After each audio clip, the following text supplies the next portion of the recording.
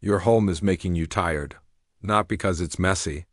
Not because it's small, because it doesn't know what it's for. And most people never figure that out.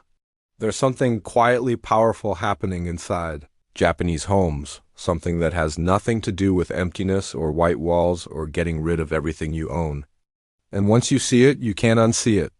It will change how you look at every single room in your house.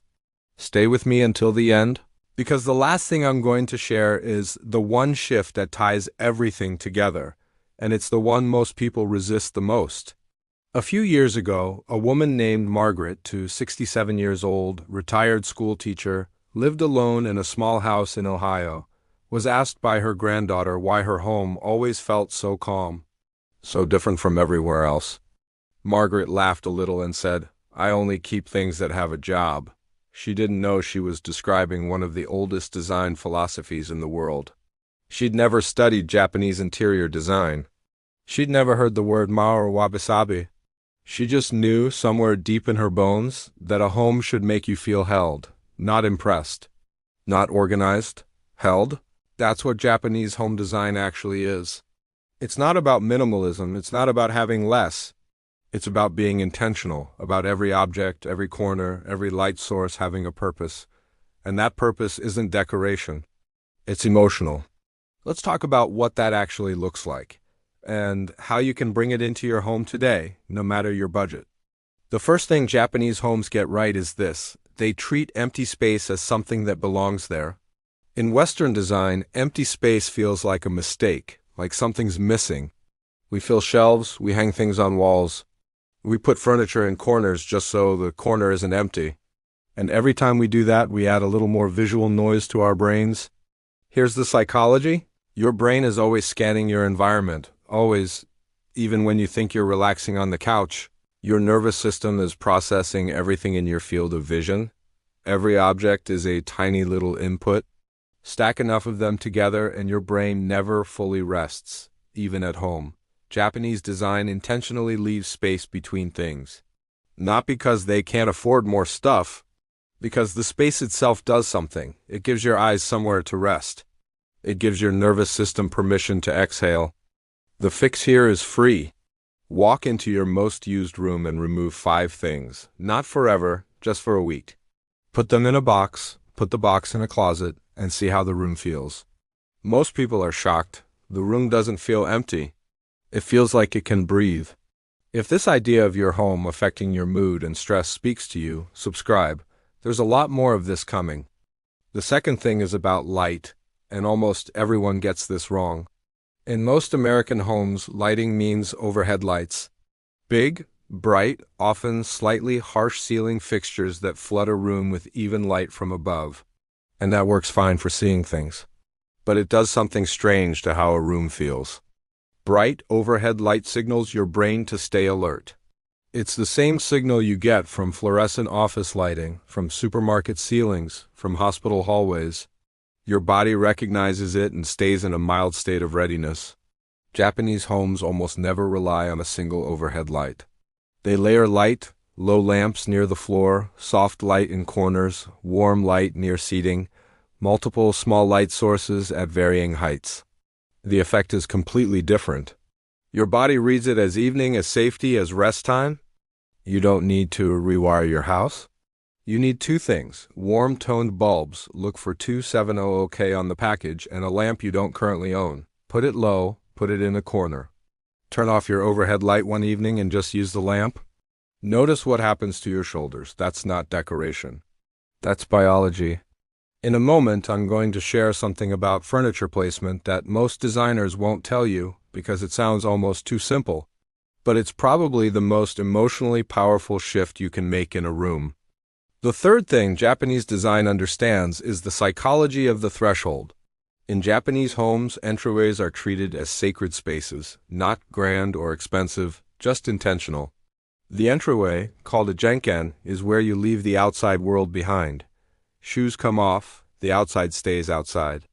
There's often one small, beautiful object, a single flower, a smooth stone, a tiny plant. Nothing more. This matters because your home should feel different from the rest of your day. If you walk in and the inside looks and feels the same as the outside world, same chaos, same visual noise, same busyness, your nervous system never gets the signal that you're safe now, you can relax now, create a threshold moment. It doesn't have to be big. A small rug at your front door that you physically step onto. A hook for your bag so you don't carry it around with you. One small thing, a candle, a plant, a bowl that you see when you walk in, that's it. Something that says this is different here. Your brain will start responding to it within days. Comment cozy below if you want your home to feel more like a refuge. I read every single one. The fourth thing is about furniture, and specifically where it sits in relation to the wall. Most people push furniture against walls, couch against the wall, bed against the wall, bookshelf against the wall. It feels efficient. It feels like it creates more space in the middle of the room. But here's what it actually does. It creates a kind of visual and emotional anxiety. When furniture hugs walls, a room starts to feel like a waiting room. Everything arranged around the edges, nothing anchoring the center. Japanese design pulls furniture away from walls, even by just a few inches. It creates a sense of groundedness, of objects belonging to the room rather than hiding at the edges of it. When your couch floats even slightly in a space, the room feels more intentional, more calm, more like someone thought about it. Try it. Pull your main seating piece 6 inches from the wall. Add a small rug underneath if you can.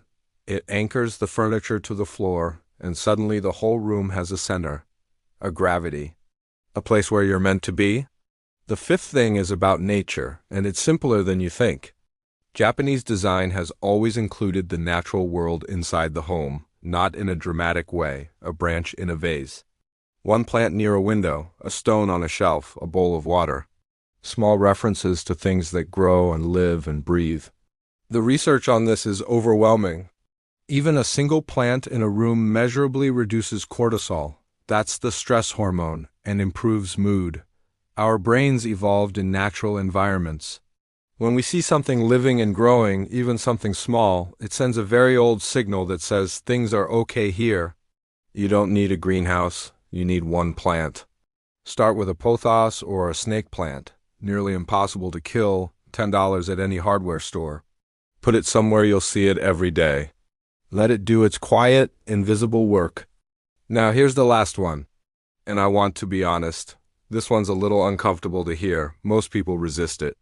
And that resistance is exactly why their home never feels the way they want it to feel. The sixth thing Japanese design gets right is this. They don't keep things out of obligation. Walk through your home right now, in your mind or in real life, and look at what's on your surfaces, your shelves, your walls. How much of it do you actually love?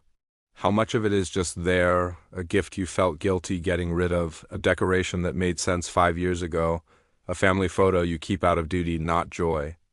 Every single object you keep out of obligation is a tiny emotional weight. You might not consciously notice it, but your nervous system does. It registers the thing that makes you vaguely uncomfortable, the thing you look past, the thing that quietly drains you.